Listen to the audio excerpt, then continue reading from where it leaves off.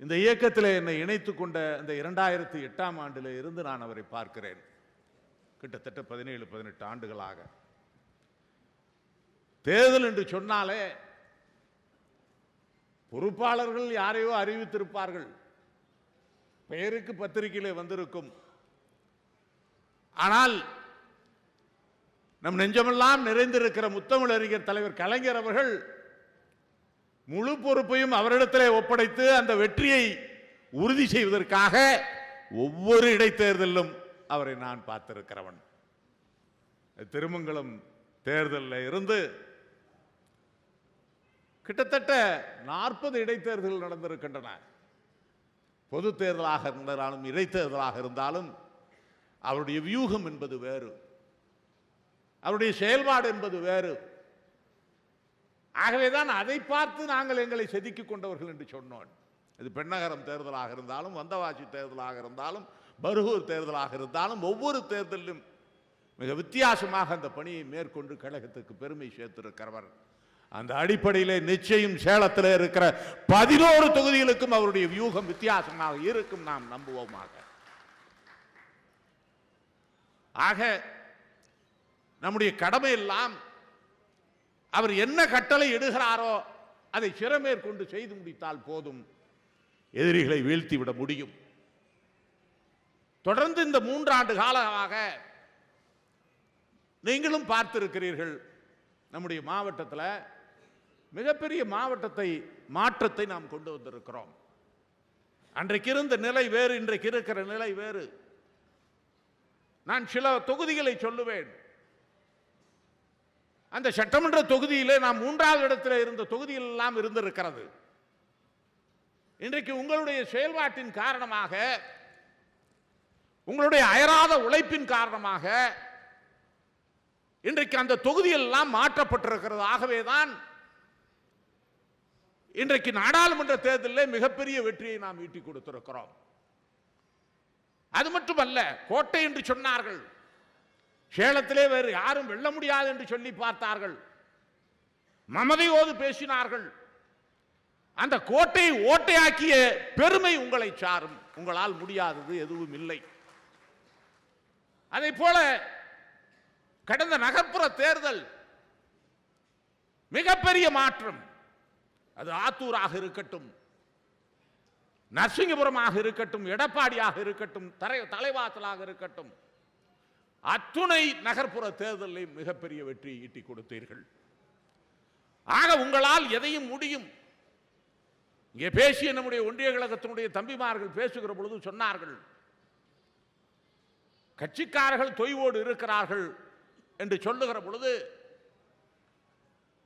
அண்ணன் சுபாஷ் போன்றவர்கள் மூத்தவர்கள் அதற்கு பதிலளிக்கிற வகையில் சொன்னார்கள், இந்த இயக்கம் தான் பெரிது, நம்மை இழந்து கூட இந்த இயக்கத்தை தூக்கி பிடிக்கிற பொழுது இந்த தாய் மொழி காப்பாற்றப்படும், இந்த இனம் காப்பாற்றப்படும், இந்த மண் காப்பாற்றப்படும் என்ற நிலையிலே தான் இன்றைக்கு கழகம் பயணித்துக் கொண்டிருக்கிறது. இந்தியா முழுவதும் இன்றைக்கு நம்பர் 1 முதலமைச்சராக இன்றைக்கு பீடு நடை போடுகிறார் என்று சொன்னால் அவர் நம்முடைய மாநிலத்திற்கு கொடுத்திருக்கிற அளப்பரிய திட்டங்கள், இந்த மாநிலத்திற்காக, மாநிலத்துடைய உரிமைகளுக்காக அவர் கொடுக்கிற குரல், அவர் இன்றைக்கு ஒன்றிய அரசோடு தொடுத்திருக்கிற போர், யாருக்காக இந்த இனத்தையும் இந்த மொழியும் காக்க வேண்டும் என்ற அந்த ஒரே லட்சியத்தோடு தானே இன்றைக்கு தேசிய தலைவராக அவர் பார்க்கப்படுகிறார். மற்ற மாநிலங்களுக்கு உதாரணமாக இருக்கிறார். அவர் கொடுத்திருந்த அந்த அளப்பரிய திட்டங்கள் தான் திராவிட முன்னேற்ற கழகத்திலே சரித்திரத்தில் எந்த காலகட்டத்திலும் இல்லாத அளவிற்கு போட்டியிட்ட அத்துணை தொகுதிகளிலும் 40க்கு 40 100% வெற்றியை இந்தியாவிலே வேறு எந்த இயக்கமும் பெறவில்லை, திராவிட முன்னேற்ற கழகம் பெற்றது. ஆக இந்த இயக்கம் இருந்தது என்று சொன்னால் கருப்பு சிவப்பு கரைவேஷ்டி கட்டிக்கொண்டு நெஞ்சை நிமிர்த்து மானத்தோடு மரியாதையோடு தலை நிமிர்ந்து நம்மால் செய்ய முடியும். அதுதான் இன்றைக்கு இருக்கிற காலகட்டம். அதை நோக்கி பயணிக்கிற பொழுது நிச்சயம் நாம் மாற்றங்களை உருவாக்க முடியும். இந்த சின்ன சின்ன விஷயங்களை மாற்ற முடியும். இயக்கம் இருந்தது என்று சொன்னால் தான் இந்த இனமும் மொழியும் இந்த நாடும். இல்லை என்று சொன்னால் அரசியல் வியாபாரிகள் கையிலே இது அகப்பட்டால் நாம் தலைகுனிய வேண்டிய நிலை ஏற்படும். ஆக அந்த அடிப்படையிலே தான் இன்றைக்கு அருமையாக அற்புதமாக பணிகளை செய்கிறீர்கள். ஒரே ஒரு உதாரணத்துக்கு சொல்லுகிறேன். தலைவர் அவர்கள் 4 ஆண்டு கால சாதனையை வீடு வீடாக கொண்டு செல்லுங்கள் என்று சொன்னார்.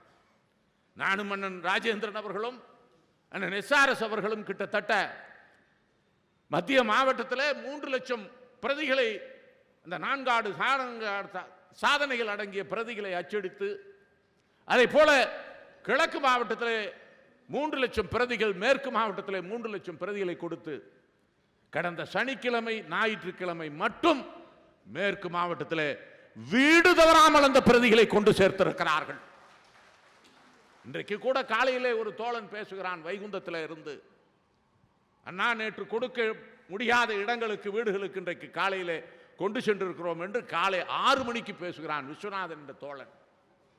அப்படி உழைப்பு உணர்வு என்று அத்தனையும் பொருந்து இருக்கிற நாம் நம் எதிரியை மட்டும் பாருங்கள், நம்மை சூழ்ந்திருக்கிற அந்த ஆபத்தை மட்டும் பாருங்கள், தலை நிமிர்ந்து நிற்போம் என்பதை நான் எடுத்துச் சொல்ல கடமைப்பட்டிருக்கிறேன். அதை ஒட்டித்தான் தலைவர் அவர்கள், தளபதி அவர்கள் சேலத்திற்கு எதையும் செய்வதற்கு தயாராக இருக்கிறார்கள். இன்றைக்கு 80,000 பேருக்கு நலத்திட்ட உதவிகளை வழங்க 11-12 வருகிறார் என்று சொன்னால், நம்முடைய அமைச்சர், மாவட்டத்துடைய அமைச்சரும் அண்ணன் எஸ்ஆர்எஸ் அவர்களும் நாங்களும் விமான நிலையத்தில் அவர் இறங்குகிறார் என்று சொன்னால், மேட்டூர் அணை வரை 45 கிலோமீட்டரிலும் 1.5 லட்சம் பேர் அங்கே அவரை திரண்டு நின்று வரவேற்கிற அந்த முனைப்பை, திட்டத்தை எடுத்திருக்கிறோம் கையில. அதற்கு நீங்கள் ஒத்துழைக்க வேண்டும். கிட்டத்தட்ட மேற்கு மாவட்டத்தில் மட்டும் 15 இடங்களிலே வரவேற்பு என்று சொல்லி 1 லட்சம் பேரை அங்கே திரட்டுகிற அந்த நிலையை நாம் மேற்கொண்டிருக்கிறோம்.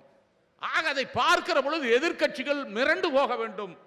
திராவிட முன்னேற்ற கழகத்தை எந்த சக்தியாலும் அசைக்க முடியாது என்ற நிலையை அவருடைய வருகையிலே நாம் உருவாக்க வேண்டும் என்பதை மட்டும் சொல்லி, வருங்காலத்தில் அண்ணன் வேலு அவர்களே, நாங்கள் முக்கியம் அல்ல, எங்களுடைய பதவி முக்கியம் அல்ல, எங்களுடைய உயர்வு முக்கியம் அல்ல, இந்த இயக்கம் முக்கியம் என்ற அந்த உணர்வோடு உழைப்போம், வெற்றி பெறுவோம் என்று சொல்லி வாய்ப்புக்கு நன்றி கூறி விடைபெற்றுக் கொள்கிறேன்.